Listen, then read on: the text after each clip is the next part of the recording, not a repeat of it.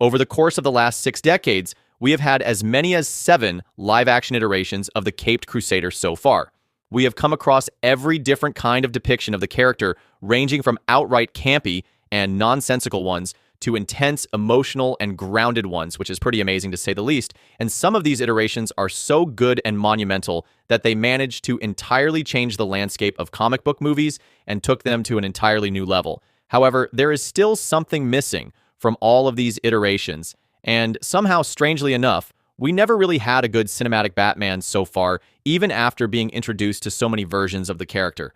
Now, I understand the fact that there is no one correct interpretation of Batman, his supporting characters, or any fictional character. There have been and will always be reinventions in the same way the stories of Shakespeare have been reframed. But there are certain aspects which need to be considered as the building blocks that are fundamental to the character. Somehow, Hollywood had never managed to truly nail these fundamental aspects and give us a close approximation of the character. And now, we are at the doorstep of being introduced to yet another version of the Dark Knight who is going to be canon to the new DC Cinematic Universe to be headed and managed by the co-CEO of DC Studios, Mr. James Gunn. And I actually believe that this brand new version of the character will be the best and most accurate depiction of the Caped Crusader that has ever been put out on the silver screen so far. I am going to get into the micro-level details of all these facts in just a little while.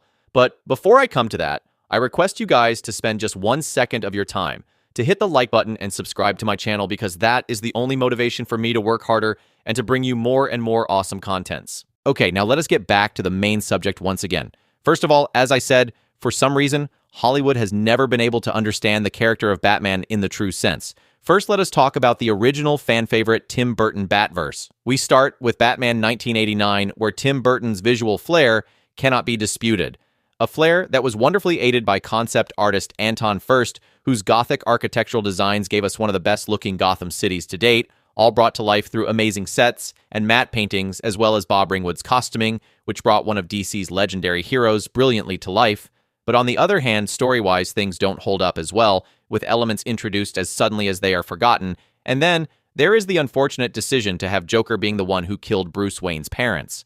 It's clear that Tim Burton was focused on making a Gothic fairy tale version of Batman, a Beauty and the Beast meets Fritz Lang, if you will, and that having a solid story structure was not a primary concern.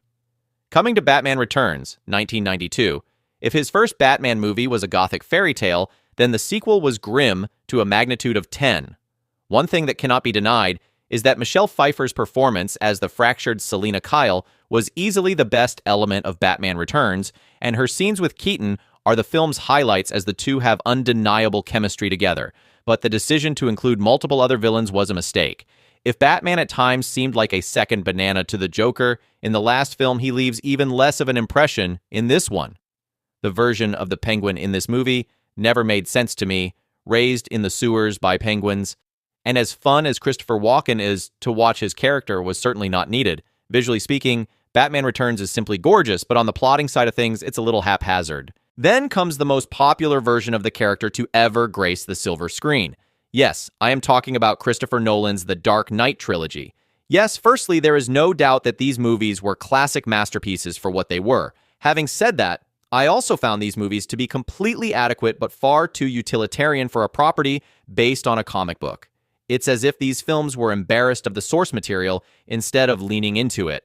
Batman Begins, for me, is easily the best of the trilogy, because in this movie, Batman actually has a mysterious personality. He only attacks in the dark and does not even expose himself to the light, and that is the most accurate character as a bat that only comes out at night and hide when the day comes. But in the second and in the third movies, he doesn't even maintain his mystique and the fear of the viewers whenever he lurks in the dark and attacks his target. As I said, they're good movies, of course, full of stellar casting choices and a handful of great scenes, but genuinely are not what I consider a strong or accurate take on Batman.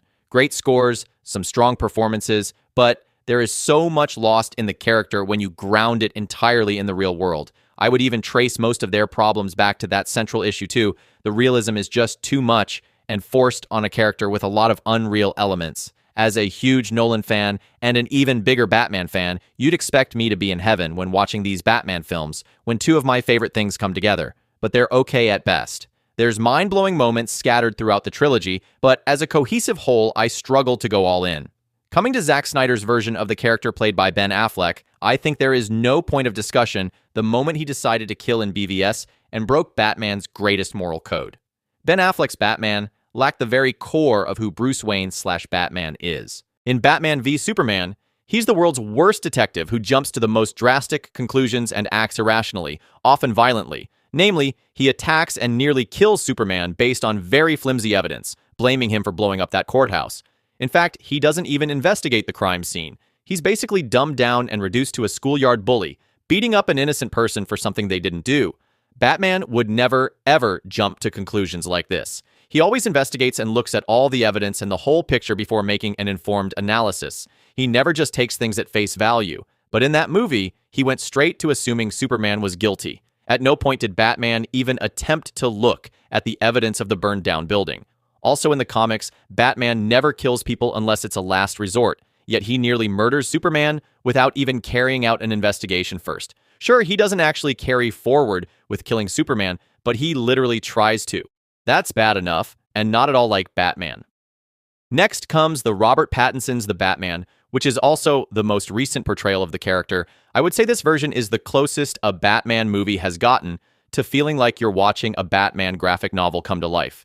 It very much captures the feel of something like Long Halloween, for example. I would say in Batman's early years especially, Gotham is meant to be fairly dystopian, which is how the movie made the city feel like. It's a city literally ruled by organized crime, where the police are basically just enforcers for said crime lords.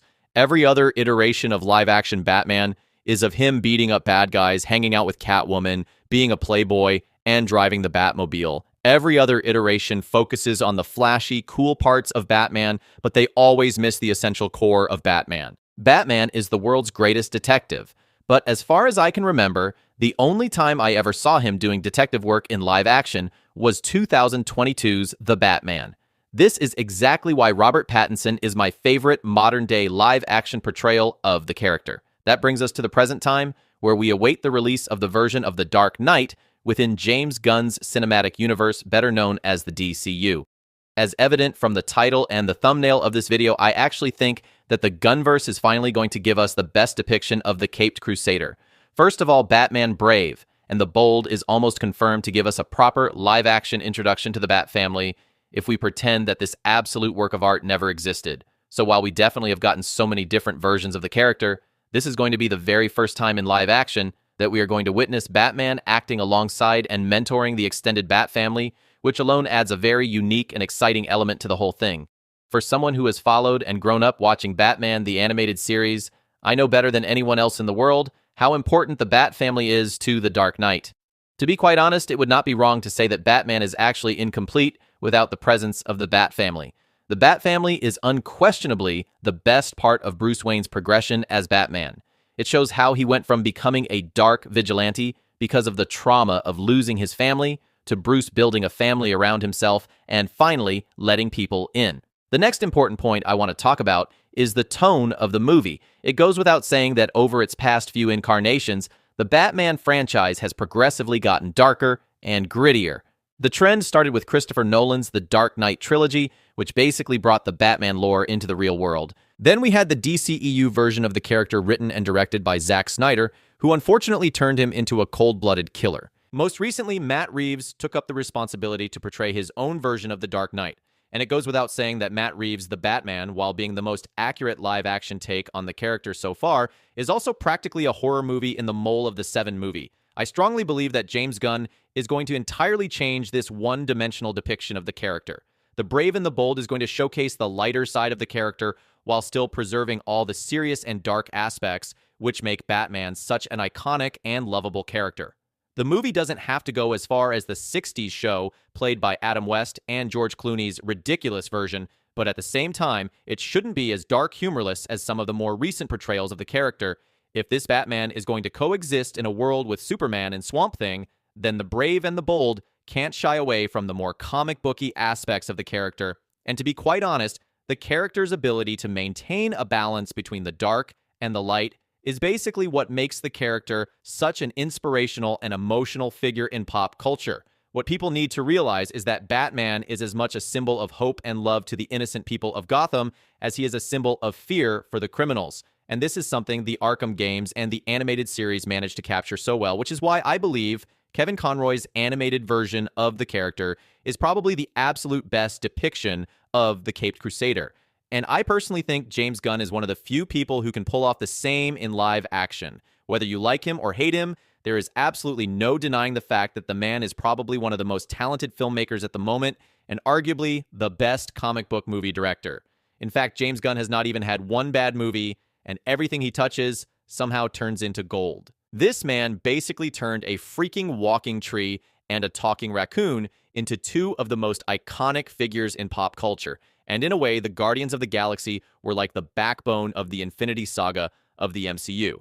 And it is now time for him to bring back the lost glory to the DC franchise, which I have no doubt he is going to achieve with absolute grace and perfection. So that is all I had to share in this video. Please let me know your own thoughts on James Gunn's DCU in the comments down below. And please do not forget to hit the like button and subscribe to my channel. Thanks for watching. Have a great day.